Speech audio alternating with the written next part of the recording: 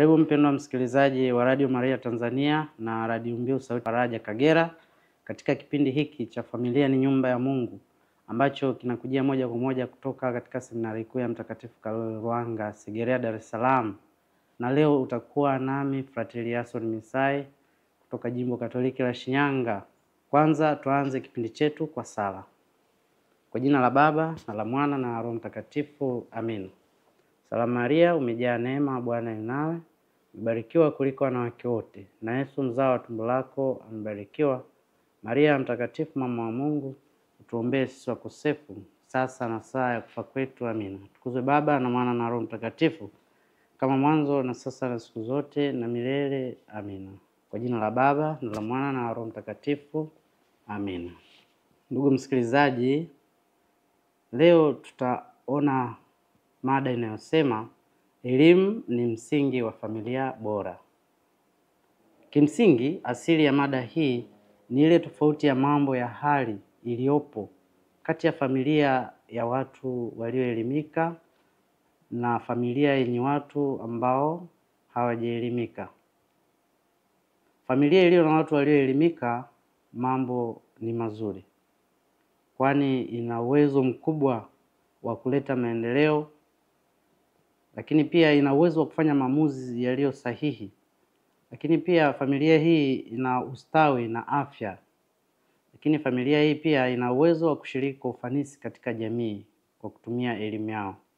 Ndiyo maana basi Padre Titus Amigu katika makala yake aliyoandika kuhusu maswali wanayobandikiwa Katoliki ameeleza jinsi elimu ilivyoleta maendeleo makubwa katika nchi za Ulaya, na akasisitiza kuwa elimu ya Waafrika wengi ni hadithi za kishirikina, mathalan kuruka usiku kwa nyungo, fisi au pembe. Kwa hivyo upande wa familia iliyo na watu walioelimika, mambo ni mazuri kulinganisha na upande mwingine. Lakini katika maisha ya kila siku wapo watu wengi wanaoamini kuwa familia bora yenye furaha na mafanikio imejengwa katika utajiri au cheo fulani katika jamii. Wanafikiri kwamba mambo haya pekee, yani utajiri na vyeo na mambo mengine kama hayo, ndio yanaweza kuleta utulivu au ubora katika familia. Wanafikiri kwamba mambo haya pekee ndio msingi wa familia bora, na wanatumia mwanya huo kusema kwamba elimu sio muhimu sana, kwa sababu zipo familia nyingi zenye elimu lakini maisha yao yamefumbatwa na migogoro. Na wewe ndugu unayenisikiliza, unaweza kukubaliana na watu wa namna hiyo. Lakini jambo hili linapinga ukweli kwamba elimu ina nafasi kubwa sana katika kuunda familia yenye maadili, familia yenye watu walio na maarifa, na familia yenye watu wenye tabia njema katika jamii wanamoishi. Zaidi ya hayo pia tutaona pia ni kwa namna gani elimu huimarisha maadili na ujuzi wa maisha unaowasaidia na familia kukabiliana na changamoto na kuendelea kuwa imara. Kama wazee wetu wanavyosema, familia iliyojifunza vizuri ni kama nyumba imara inayostahimili mawimbi na mitetemeko, lakini pia inaweza kukabiliana na dhoruba yoyote. Kabla sasa hatujaingia katika kiini cha mada yetu, tuone nini maana ya elimu, lakini pia tutaona nini maana ya familia bora, au familia bora ina sifa zipi. Basi tuanze na maana ya elimu. Elimu, maana ya kawaida kabisa, ni mchakato wa kujifunza na kupata maarifa, ujuzi, tabia na mitazamo inayomsaidia mtu kupata kuelewa na kushiriki vizuri katika maisha ya kila siku. Hiyo ndiyo maana ya elimu. Kwa hivyo elimu ni mchakato. Elimu inaweza kupatikana kupitia njia mbalimbali kama vile shule, malezi katika familia, pia elimu inatolewa humo, mafunzo, uzoefu wa maisha na kujifunza mtu binafsi kwa kujitegemea. Hizo zote ni njia ambazo mtu anaweza kuzitumia na akapata elimu. Ndio maana nakubaliana na Mwalimu Nyerere, aliwahi kusema Tunaweza kujifunza kwa kusoma vitabu, kusikiliza redio, kwa kutazama sinema au kwa mazungumzano na watu wengine juu ya mambo yanayohusu maisha yetu. Na hasa tunaweza kujifunza kwa vitendo. Kwa hiyo kumbe elimu sio ile inayotolewa madarasani tu, lakini pia ziko namna nyingi chungu mzima ambazo zinaweza kusaidia kupata elimu. Lakini pia mababa wa kanisa pia wanatufafanulia maana ya elimu. Wao wanasema elimu ni njia ya kukuza mtu kamili, kiroho, kiakili, kimaadili na kijamii. Hapa Baba Mtakatifu Yohane Paulo wa Pili katika waraka wake kuhusu familia na nafasi yake katika jamii uitwao Familiaris Consortio namba 36 anabainisha kuwa elimu inayotolewa nyumbani si tu ya kitaaluma, bali pia ya maadili na kiroho. Nayo ni muhimu kwa kuunda mtu kamili. Kwa hiyo familia kumbe inaweza kuendeleza ukuaji wa mtu binafsi. Ndugu msikilizaji, yafaa pia ufahamu kwamba hakuna mwanadamu ambaye hajawahi kwenda shule. Jambo hili lina maana gani? Hii ina maana kwamba kila mtu amezaliwa na kukua ndani ya familia. Kimsingi kila mmoja amepitia hii shule ya awali kabisa ambayo ni msingi sana kwa makuzi ya mtu awaye yote. Hii inaonyesha kuwa jukumu la elimu nyumbani ni msingi kwa jamii nzima. Kwa nini tunasema hivyo? Kwa sababu familia iko katikati ya jamii. Lakini pia familia pia hii ni shule ya awali ambapo watu hujifunza maadili, hujifunza imani, lakini pia na mambo ya usuyo jamii. Familia ni taasisi muhimu inayowajibika kwa ujumla wa kuendeleza tabia, imani na maadili ya wanafamilia wake. Muhimu zaidi, elimu ndani ya familia ni msingi wa maendeleo ya kiroho na kijamii. Ndio maana tumesema hakuna mwanadamu ambaye hajawahi kwenda shule, sababu sote tumezaliwa na kukua ndani ya familia na kupata malezi au shule ndani ya familia. Hiyo ilikuwa ni maana ya elimu. Lakini pia tufahamu lengo kuu la elimu ni nini? Lengo kuu la elimu ni kuandaa watu kuwa na uwezo wa kufanya maamuzi yaliyo sahihi, kuleta maendeleo, lakini pia na kuchangia kwa ufanisi katika jamii. Hilo ndio lengo kuu la elimu. Nini maana ya familia bora?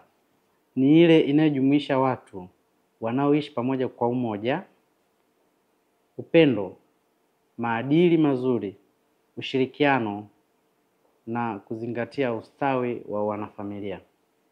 Basi kwa ujumla, familia bora ni ile inayojenga mazingira salama, yenye upendo na kufanikisha maendeleo ya kila mmoja ndani yake au ndani ya familia. Hapa Papa Paulo wa 6 katika barua yake Humane Vitae, yaani maisha ya binadamu, anasisitiza kwamba familia ni ile inayolinda na kueneza tunu za maisha kwa kuzingatia maadili ya Kikristo.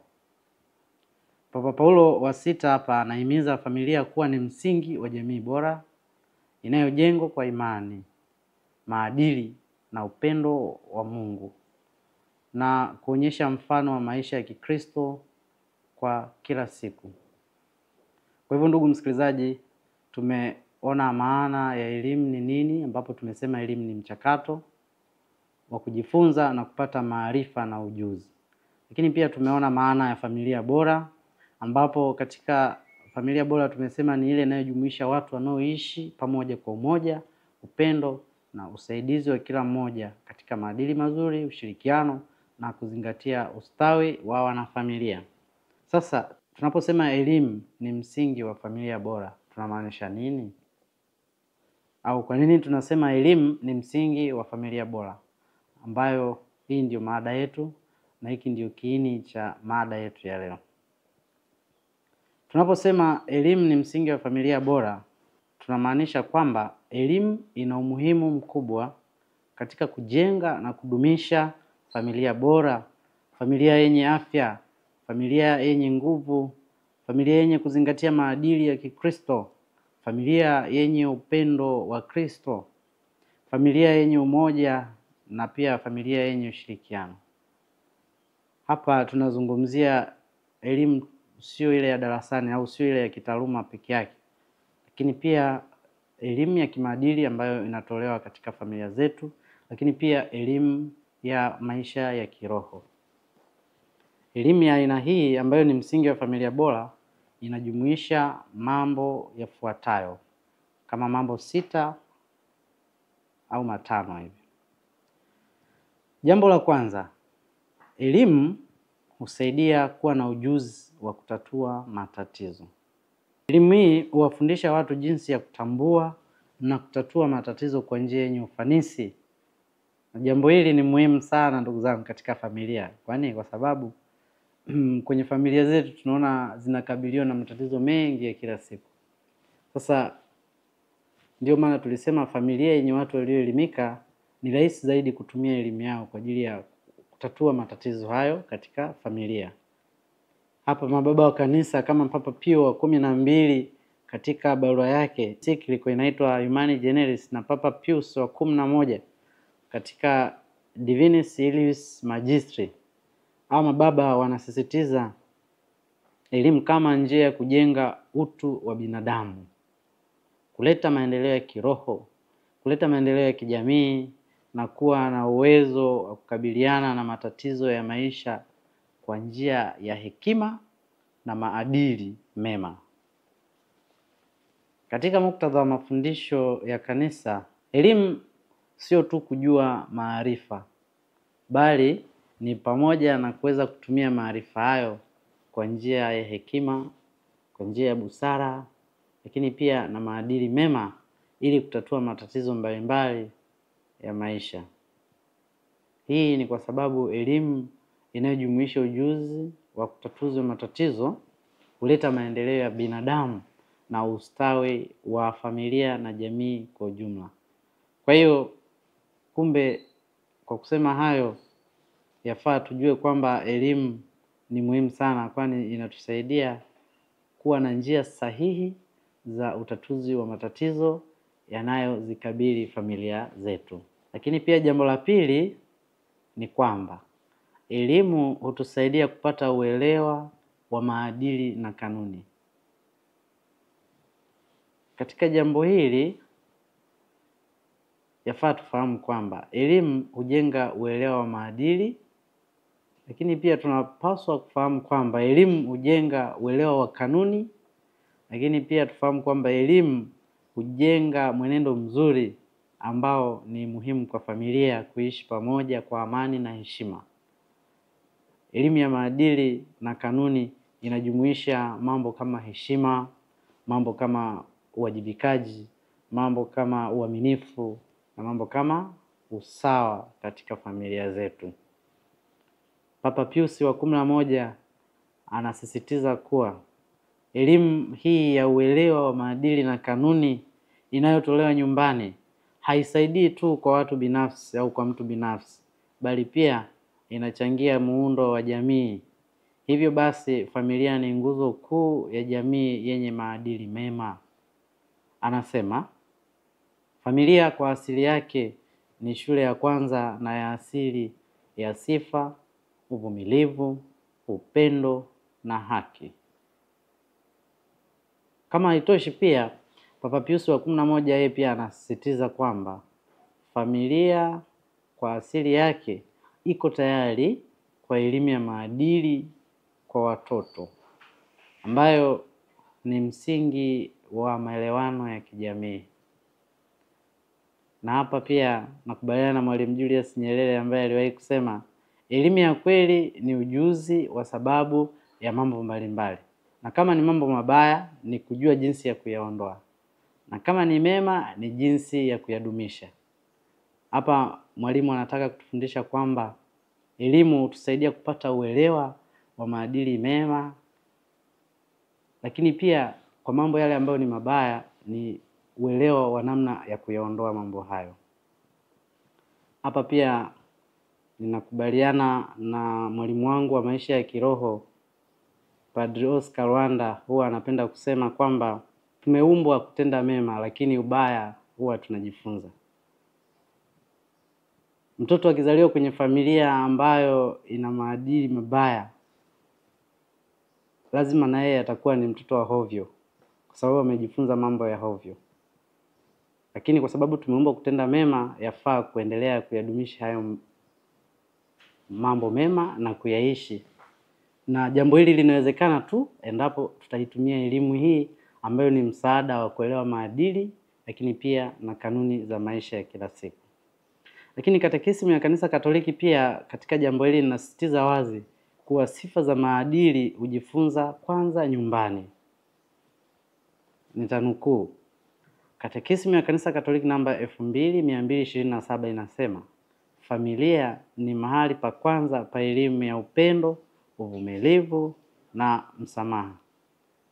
Sifa hizi hujifunza katika maisha ya kila siku ya nyumbani. Lakini pia kama haitoshi, hati ya Mtaguso wa Pili wa Vatican, Gaudium et Spes, inasisitiza kuwa elimu ni njia ya kuendeleza maendeleo halali ya binadamu na maendeleo katika jamii nzima. Hati hii inahimiza elimu iende sambamba na kuheshimu utu wa binadamu na maadili mema. Kwa hiyo, elimu ina jukumu muhimu katika kujenga na kudumisha familia bora, lakini pia familia yenye maadili. Jambo la tatu, elimu hutusaidia kuwa na ujuzi wa mawasiliano. Elimu huwafundisha watu jinsi ya kuwasiliana kwa ufanisi, kuvumiliana na kutatua migogoro katika familia. Kwa nini nasema hivyo? Kwa sababu kwenye familia ipo migogoro mingi ambayo inaibuka kwa sababu ya kutokuwa na mawasiliano mazuri baina ya wanafamilia. Lakini mtu akiwa na uelewa wa namna ya kutumia lugha iliyo njema katika mawasiliano, hakutakuwa na migogoro yoyote katika familia. Na tutapataje sasa huu ujuzi wa kuwasiliana au ujuzi wa lugha nzuri baina ya wanafamilia? Ni kupitia nyenzo hii ya nini? Ya elimu. Kimaadili, mawasiliano yanapaswa kuwa ya heshima, ya kweli na yenye upendo. Mafundisho ya Kikristo yanasisitiza kuwa mawasiliano mema ni msingi wa uhusiano mzuri kati ya watu na nia njema ya kueneza furaha, amani na uelewa kati ya watu. Ndio maana Mwalimu Nyerere pia alishawahi kusisitiza kuwa elimu yetu haina budi ipande mbegu ya watu kuishi pamoja na kufanya kazi pamoja kwa faida ya wote. Sasa kama elimu haina budi ipande mbegu ya watu kuishi pamoja na kufanya kazi pamoja, lazima tuwe na nyenzo ya elimu. Elimu ya nini? Elimu ya mawasiliano, ambayo katika elimu hii itawasaidia watu waweze kuishi pamoja. Elimu hii itasaidia kupanda mbegu hiyo ya watu kufanya kazi pamoja. Kwa hiyo hatuwezi kuishi pamoja kama elimu ya mawasiliano ni dhaifu au ni hafifu. Jambo la 4, elimu husaidia kuwa na uelewa wa majukumu na wajibu katika familia. Elimu huwafundisha watu kuhusu majukumu na wajibu wao katika familia na jamii. Hii husaidia katika kuunda ushirikiano ndani ya familia. Lumen Gentium hapa inasisitiza kwamba waamini wanapaswa kuelewa majukumu yao ya Kikristo kwa kuwa na elimu ya kiroho na kijamii, ili waweze kuwa mashahidi wa Kristo katika nyanja zote za maisha. Lakini pia katekisimu ya Kanisa Katoliki inasisitiza kuwa elimu ina jukumu la kumfundisha muumini majukumu yake ya kiroho, ya kijamii, ili aweze kuishi kwa ufanisi na kwa maadili mema. Kanisa linafundisha kwamba elimu inapaswa kuendeleza maadili mema, hekima na uelewa wa majukumu ya Kikristo kama upendo, huruma, haki na uaminifu. Hii inasaidia waamini kuelewa majukumu yao ya kiroho na kijamii kwa mujibu wa mafundisho ya Biblia na mafundisho ya kanisa. Jambo la 5, elimu hutusaidia kuwa na uelewa wa uwezeshaji wa kiuchumi. Hapa nakubaliana kabisa na Mwalimu Nyerere ambaye aliwahi kusema, taifa ambalo watu wake hawajifunzi wala hawatumii elimu yao litabaki nyuma na kuwa maskini daima. Akasema tena, kama unadhani elimu ni gharama, basi jaribu ujinga. Hapa elimu huwasaidia watu kupata kazi za kujikimu kiuchumi. Jambo hili ni muhimu sana katika familia au kwa familia zetu, kwani husaidia watu kuwajibika kwa mahitaji ya familia kwa kutumia elimu yao. Lakini pia mababa wa kanisa wameelezea kwa kina kabisa umuhimu wa elimu na uwezo wa kiuchumi kama sehemu muhimu ya ustawi wa familia na jamii kwa ujumla. Ingawa hawajaandika kabisa kwa maneno haya moja kwa moja, lakini mafundisho yao yamejikita katika kanuni zifuatazo.